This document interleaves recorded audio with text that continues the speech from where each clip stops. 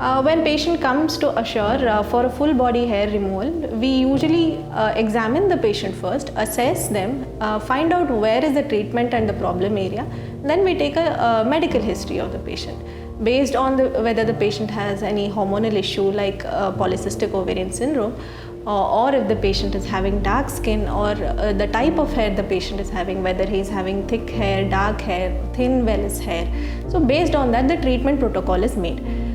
And once the treatment protocol is made, we usually give them the number of sessions that is required for full body.